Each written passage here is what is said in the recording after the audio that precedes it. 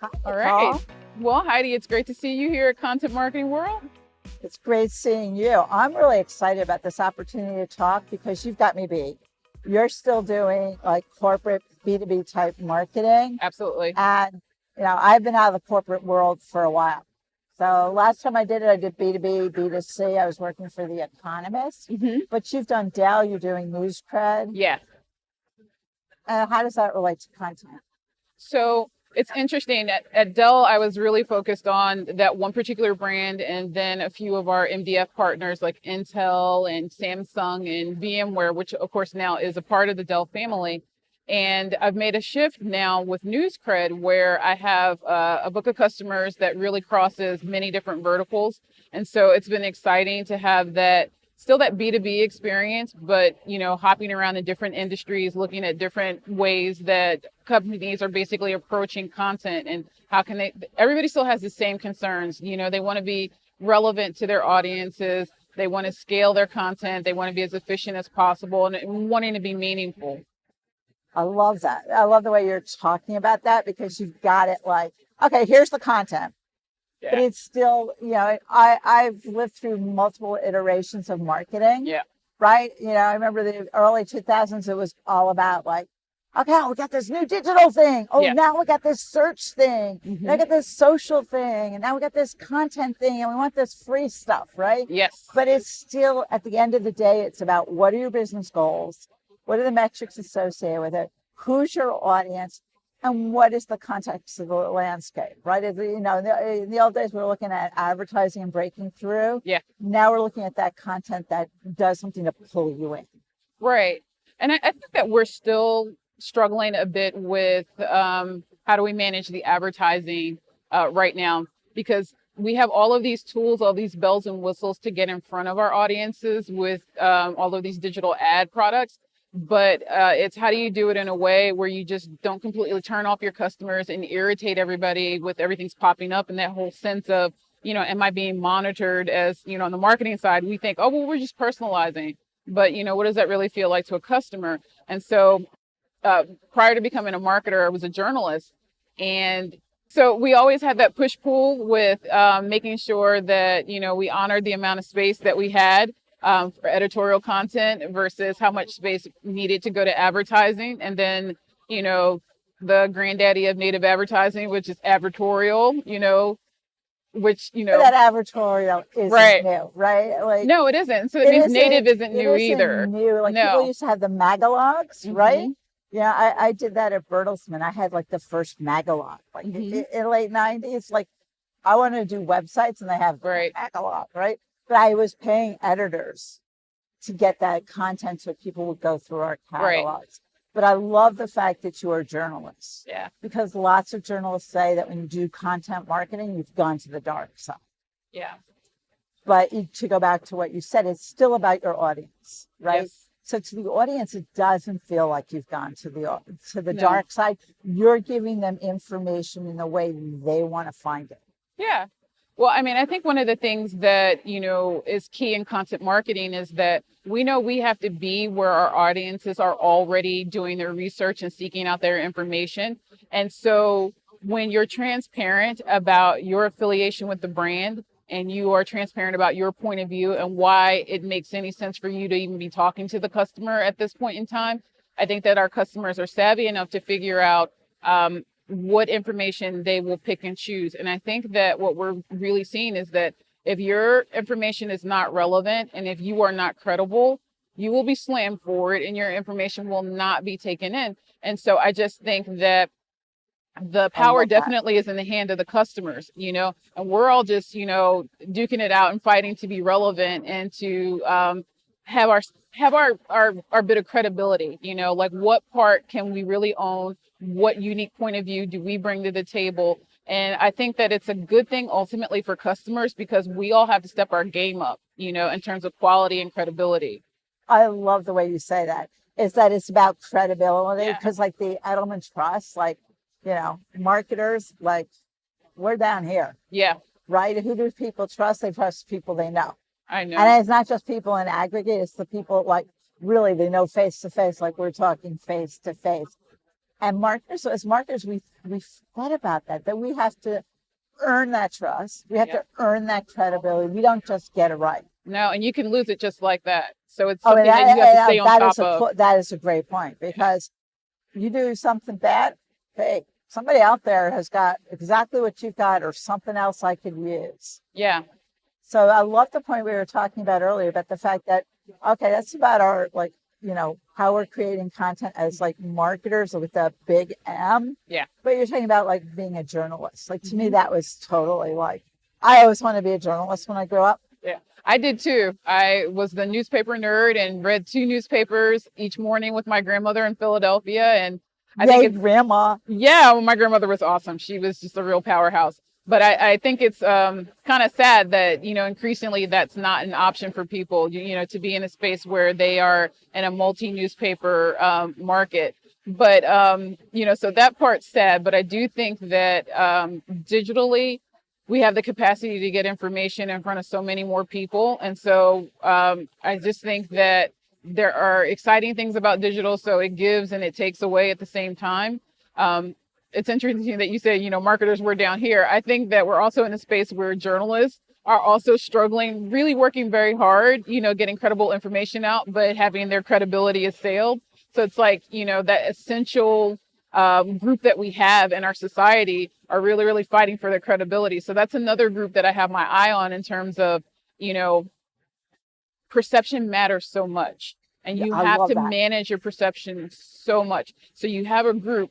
They are credible. They're doing fantastic work. They're doing valuable work. But if the perception is not managed, then your message doesn't get out. And so I think that that's a lesson that marketers can take from journalists. I think we've taken a lot from journalism. We've taken the personnel, we've taken practices and a lot of hallmarks. We also need to learn this lesson from that industry also. No, I love some of the things you said. I read the newspaper with my grandmother. Yeah. Yeah, like my parents were like New York Times subscribers, and my dad would totally complain about how much the print edition cost, but like that was like an activity my parents did together. Yeah. And I love that you did it with your grandmother, and you're talking about that shared learning.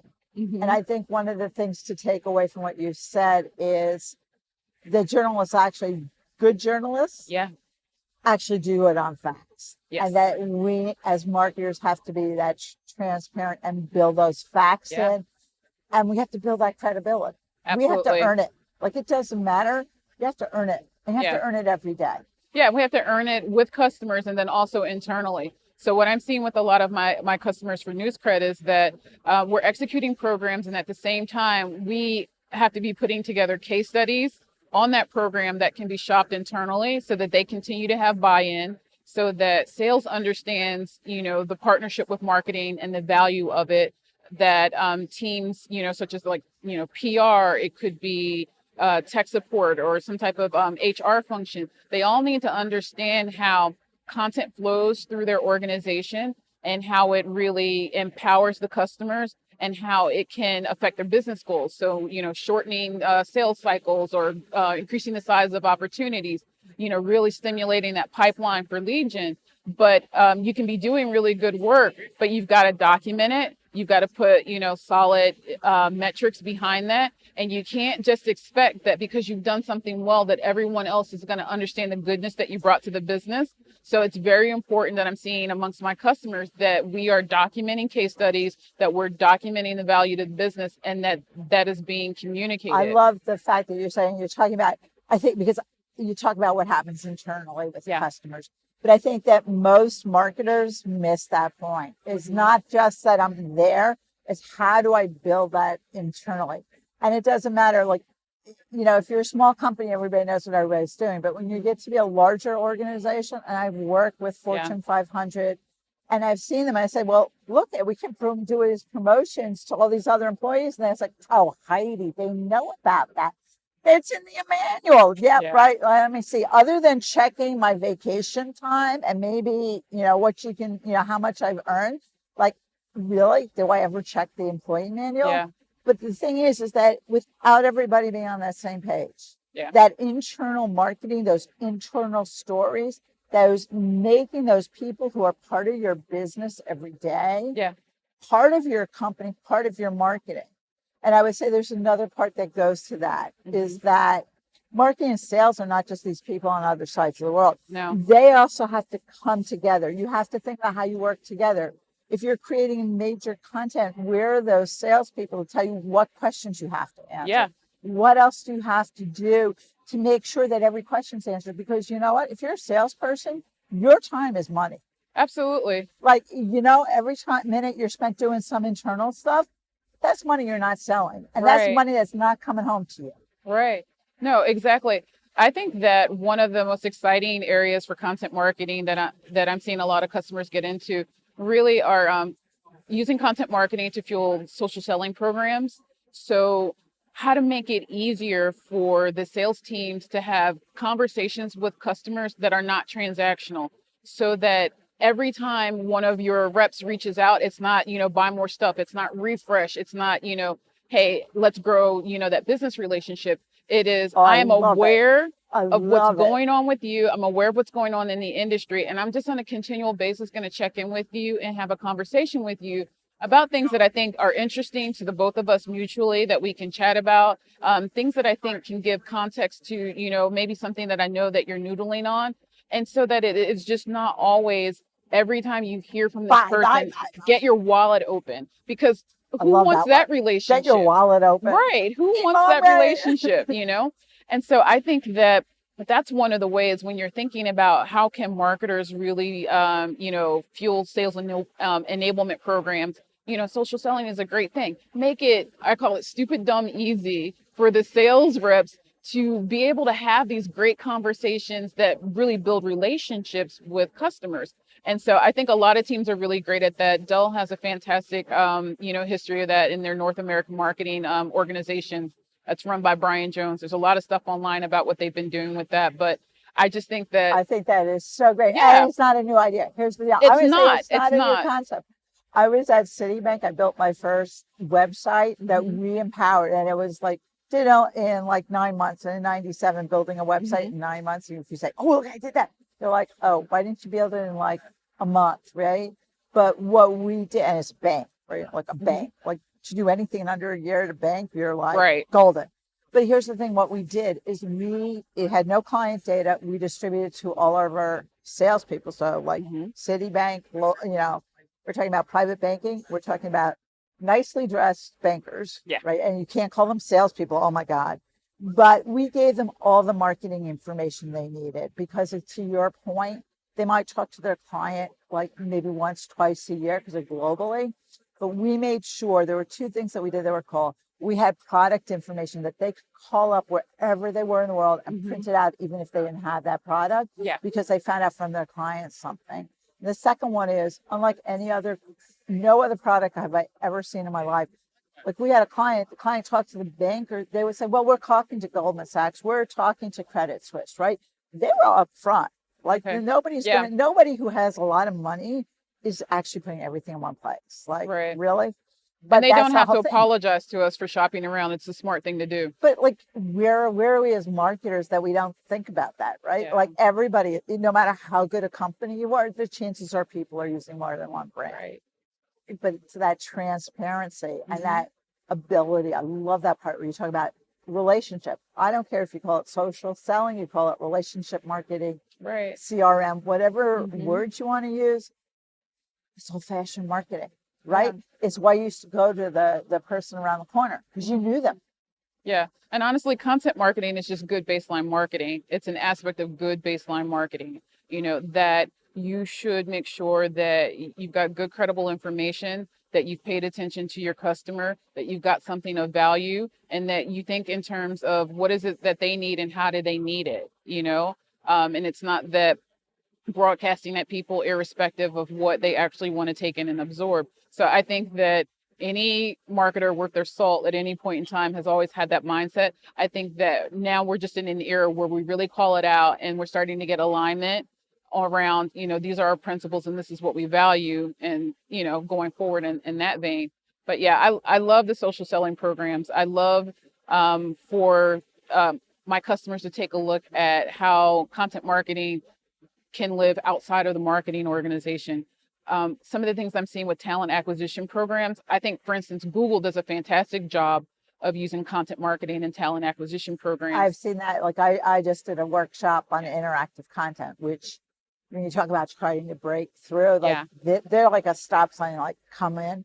But there are some companies out there using interactive just to bring people into their, bring them in. And but what I love what you're saying is that we have to think different. I think there's something beyond just calling it social, social selling. It's that you're selling to a person. Like we forget, especially when you talk about B2B, you're forgetting that like, there's a person on the other side of that. We're not just going to put them in, okay, you're in this segment, you're in that segment.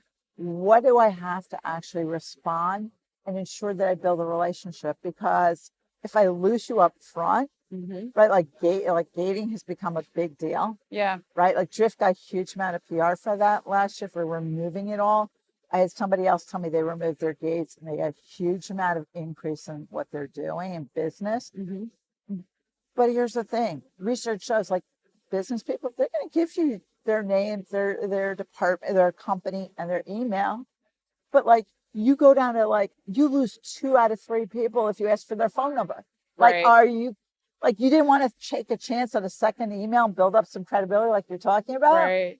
Oh, it gets even worse. You want to know what the worst one is? What? Ask for their budget.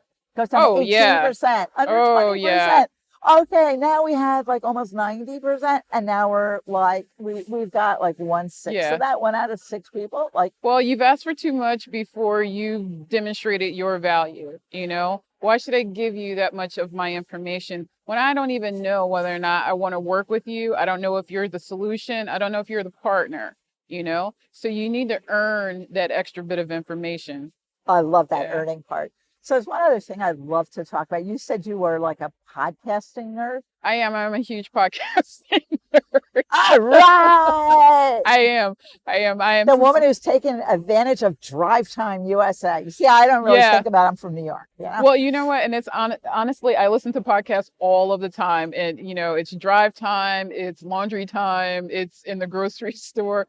Anytime when, definitely on the plane. I will download podcasts and listen in the airport. It's a great way when, your flights are just not coming through. Even though your flights aren't coming through, your podcasts I know. are. Do you do one yourself? Do I do one myself? No, I am not a podcaster myself, but I did launch a branded podcast with Dell in March, just before I moved to NewsCred. And it's Trailblazers with Walter Isaacson, who of course was the head of CNN and is fantastic. And that was all around digital transformation. It's still going on. It's a work baby that I'm really, really proud of. And I'm glad that they're continuing that. So I want to hear when the work baby, like I don't want a work baby. I want to hear when Nicole's like podcast is coming out. Because somebody who told me when you said you were a podcasting nerd, I thought you were the queen of podcasting. I'm like, all right.